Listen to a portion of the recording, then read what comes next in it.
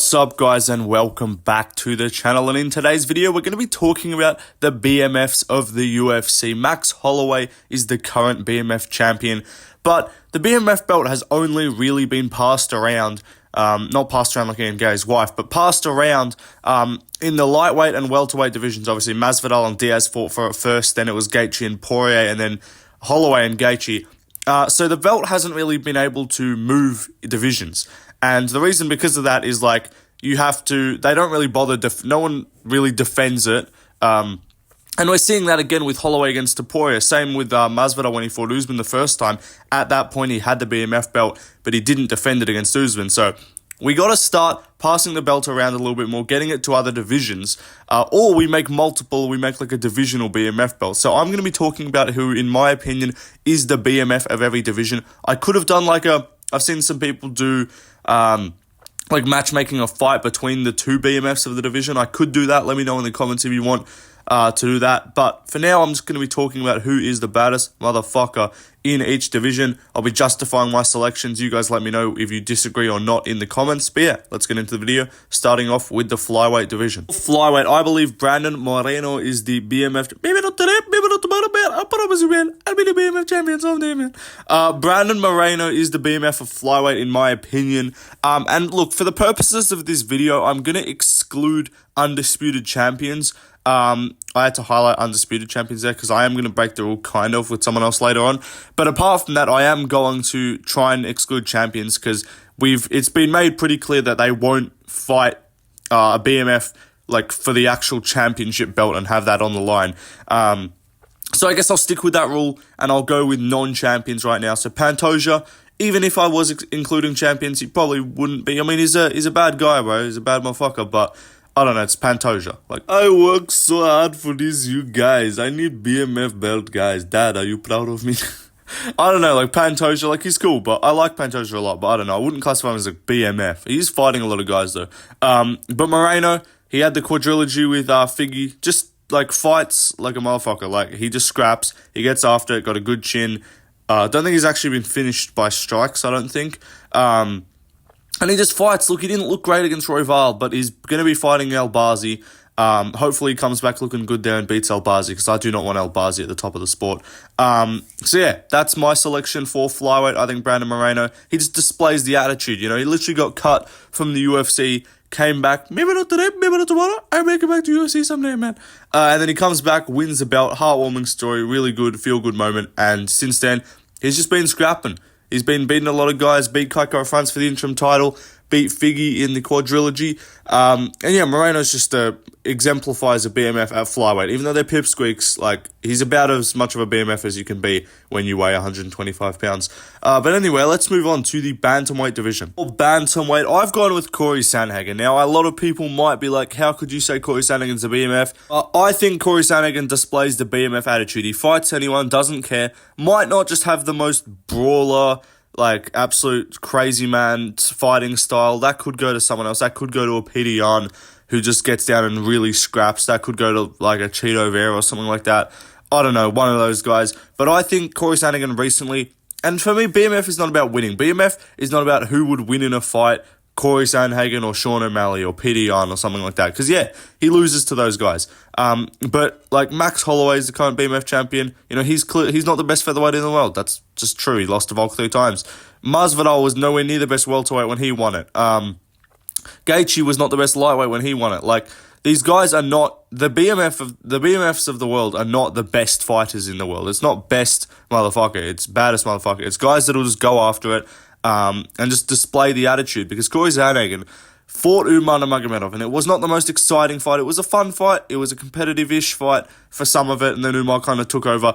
But the fact that he actually fought Umar, when he had that fight booked, Umar pulled out. He then fights Rob Font on short notice, beats him with a torn tricep, and then he takes basically a year off because of injury, and then he goes back and says, fuck it, let me give me Umar again. I'll fight him, and I'll try and beat him. And he wasn't able to, but that's okay. Like, you don't always... Same with Dan Hooker. Dan Hooker fought Islam Makhachev. Why the fuck would you take a fight with Islam Makhachev on short notice? Doesn't matter though, he did it and he lost. Who cares? Like, it's the attitude that counts. It's like it's the mentality that makes you a BMF. And Cory Sandhagen, even though he looks like a fucking 7th grade math teacher or a 7th grade science teacher, he displays that attitude. He's got the mentality. And also, he commented on my video where I called him one of the most autistic fighters in the UFC, and he said agree. So he's based as well. So we like Cory Sandhagen on the channel.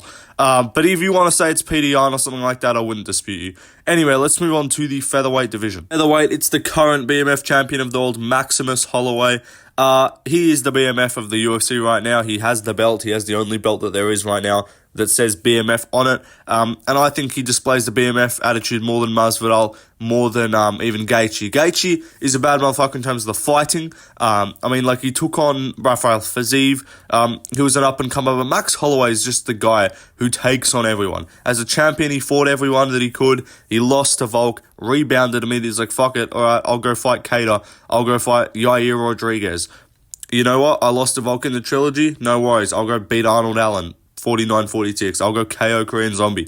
You need someone to save 300, make it a more stacked of a card?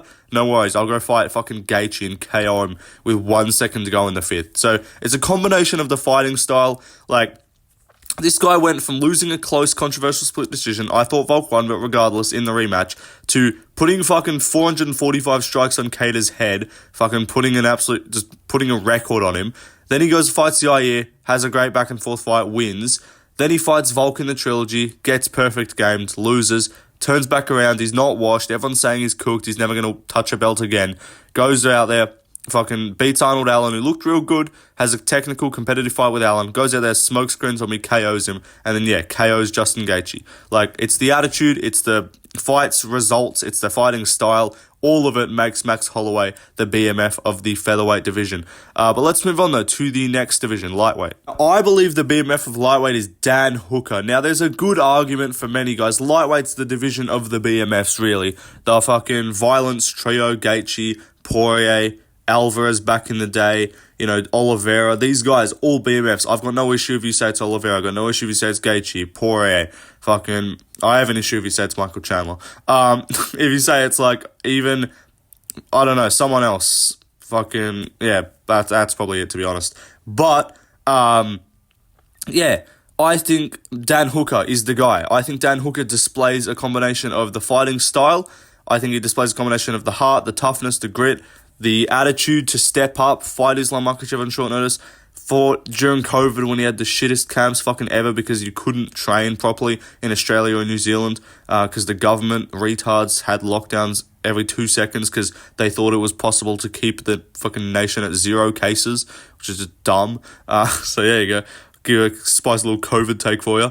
Not really spicy, it's fucking common sense. But Dan Hooker said, fuck it, I don't care. I'll put in a fight of the year candidate with Dustin Poirier during that time. I'll go fucking... who do you fight during that time as well? I'll go fight Nazat Haqparast, beat him during that time when his camp was completely cooked. I'll go fucking I'll go fight Islam Makhachev on short notice. No worries. I'll lose. Who gives a fuck? I'll go try and fucking cut to featherweight because I got no idea what I'm doing with my career. I'll get KO'd by Arnold Allen. No worries. I'll go back up and beat this soy jiu-jitsu nerd, Claudio Puelles. No worries. I'll go fucking fight Jalen Turner in one of the best fights of the year, get head kicked in the fucking face and just survive and then beat him up and then win. No worries. I'll go fucking, after that, I'll be booked for Bobby Green. I'll injure my fucking arm. I'll break my arm. Who gives a shit? I'll come back. I'll fight Mateusz Gamrot, who was one of the top 5 lightweights in the world at that time, considered by many a not great stylistic matchup. Everyone thought Dan Hooker was going to struggle with the wrestling. He said, no worries, I'll stuff your takedowns. I'll get taken down a little bit, I'll get back up, I'll beat you up on the feet, and I'll win a decision.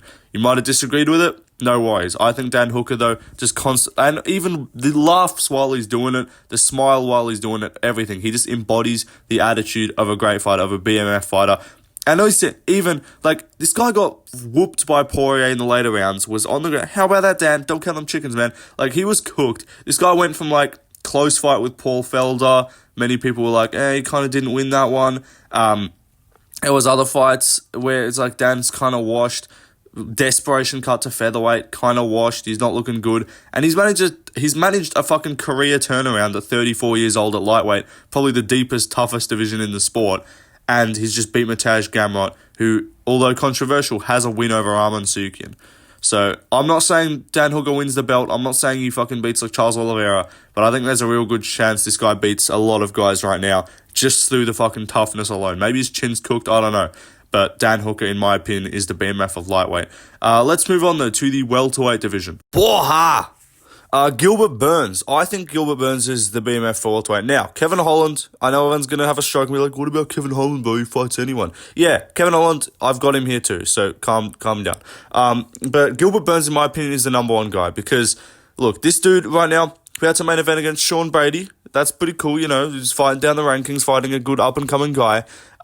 Before that, fought Jack Della Maddalena, coming off basically a year off almost, about 10 months off, with a fucking absolutely cooked his entire shoulder at like 38 years of age, came back and was up 2-0 against Jack before getting finished. No worries. Before that fight against Bilal, took that shit on short notice.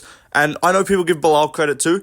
I'm going to give Burns more credit because Burns literally fought on like, I think it was April 7th or April 14th, but he fought in April and then he turns around like 3 weeks later and fights. He was clearly overtrained, he was clearly overworked, he wasn't durable enough, like his body was cooked and his shoulder cooked itself. I'm still under the impression, honestly, that that fight would have been extremely competitive and maybe Burns would have won if not for the injury. I think Burns is a good style matchup for Bilal. Maybe Bilal wins, who knows? But yeah, I don't think we didn't see nearly the best Gilbert Burns there. Before that, beat Masvidal, no worries. Beat Magny. He wanted to fight someone else. He wanted to fight a higher ranked guy on the Brazil card, but he just wanted to fight on the Brazil card, so they gave him Magny down the rankings. Literally no upside for that. Subs him in the first, no worries. And even the Hamza fight too, Gilbert Burns sometimes might not be the pure most exciting fighter, but he was the first person to drop Kamaru Usman, I'm pretty sure, with punches, or with a punch in early in their fight. And then, he was the first guy to take on Hamzat. Now, this is where I'm going to give Kevin Holland his credit because Holland also took on Hamzat on short notice in that whole 279 debacle, which there's a big conspiracy that shit was staged. But if not, whatever. But yeah, Holland's incredible, active, great BMF fighter, fought 5 times or whatever in 2020, breakout. This guy's fought 20 times in the UFC in 4 years. It's nuts. But yeah, Kevin Holland also definitely deserves a mention. But I think Burns, I don't know, I just like Burns, to be honest. I like Burns more than Kevin Holland. That's my opinion. But anyway, let's move on to the middleweight division. I want to just go back to what I was doing before, which is fucking hardcore masturbating. Robert Whittaker. Love that quote from him. But Robert Whittaker is the BMF, in my opinion, of the middleweight division. Now, I see some fucking cunts. I saw Harry One of One did this video ages ago, and I skimmed through it, and this fucking retard put Sean Strickland. Here's the fucking thing, man. I'm gonna jab and fucking tip you for 5 rounds. I'm the fucking BMF, man. Bro, Sean Strickland is not the BMF of middleweight. Yeah, I know he fucking took some short notice fights. He fought Amavov on short notice, and he fought, Abbas when he was unranked. And he got a title shot on short notice. But, I like Sean Strickland a bit, but he's not the fucking BMF. Recently, he's been being a fucking pussy as well and just saying, it's a fucking thing, man. I'm gonna sit out for fucking 2 years, man. And he's just being a cunt, so just yapping on Twitter. So I think Whittaker's the guy. And again, I'm excluding champions. Even so, I don't think Drickus qualifies as BMF. He's a sick fighter. But I see what Robert Whittaker... I was about to say what Robert Whittaker. I was about to fucking... I don't know what I'm doing. But Robert Whittaker, in my opinion, is the BMF. And that's because of what he's been doing recently, which is beating Costa, right? And then beating fucking Ikram when Hamzat stepped out. No reason for him to fucking fight Ikram Aliskerov on a week's notice. KOs him immediately. And now he's gone, fuck you, alright, Hamzat, you're ranked number 11. Sure, I'll fight you again, even though it makes no sense. And he's fighting Hamzat. And even after the first KO loss to Izzy, he goes back and goes, alright, fuck it, let me go beat Cannonier, let me go beat Bagastel, and let me go beat Darren Till. Beats all 3 of them, not in that order, whatever. Then he gets the rematch against Izzy, loses a close decision. I thought he won. Then he goes and fucking masterclasses Vettori. Then he fights Drickus, again, up-and-coming guy, big dangerous fight, loses, no worries, rebounds, fights Costa, and actually has a fun fight with Costa, unlike Sean Strickland, Mr. Jab and Teep at range. And then, recent 2024, in terms of, if you're looking at fighter of the year that's not a champion, if Whittaker beats Hamzat, then he's the non-champion fighter of the year. Because Whittaker's just an incredible fighter. You know, wars with Romero, wars back in the day, and he just goes for it, and he's a fun fighter as well, and he's fighting fucking everyone, and he doesn't care. His record's not the prettiest, but it doesn't matter. That's the thing with being a BMF. It doesn't matter about your fucking record. I'm not trying to see some 22-2 record or something like that. Losses is good, honestly, as a BMF. Like, losses shows you're taking risks, you're taking chances, and you don't get everything your way, but you still get the wins, and that's what Whittaker's doing. And apart from, Whittaker's not lost at middleweight to a non-champion fighter. He lost to Israel Adesanya. He lost to Dricus du Plessis. Is that it? Did he lose to someone else? I think that's it. So yeah, Robert Whittaker, maybe I'm retarded, but I'm pretty sure that's it. And then he lost back in that Wonderboy at welterweight. Who cares? Wonderboy's an elite striker. But like, this dude has not lost at middleweight to a guy who has not either held the belt at that time or then won the belt in the future. And I think Robert Whittaker hopefully continues that trend against Hamzat, hopefully beats him, but if not, I think Hamzat will probably then win a belt. But yeah, Robert Whittaker, in my opinion, is the middleweight BMF. But let's move on to the light heavyweight division. Light heavyweight, you could go with a few guys. I've selected Jiri Prochazka. Now, Jan Blachowicz is another one. I don't mind Blachowicz. So before anyone goes to the comments, but how could you not say Jan Blachowicz, man? Blachowicz is a good shot, good one too. Who else? Bogdan Gushkin. No. Anthony Smith. As much as he's shit at fighting, he does fight everyone, so fair enough. But I think it's Jiri, to be honest, because from this guy's debut, he just comes in immediately, and then he's just, pause, no diddy, gets to the UFC, KOs Volkan Ozdemir, spinning elbow, fucking KOs Dominic Reyes, fights for the belt, has one of the best fights of all time with Glover, comeback submission, fucking Jiri's not getting submissions, and he gets a submission over Glover, just basically an exhaustion tap, to be honest. Then he gets injured in the lead up to the rematch, which I think he would have won, to be honest. Gets injured in the rematch, no worries, comes back, just under a year later, apparently had like the worst fucking shoulder injury ever.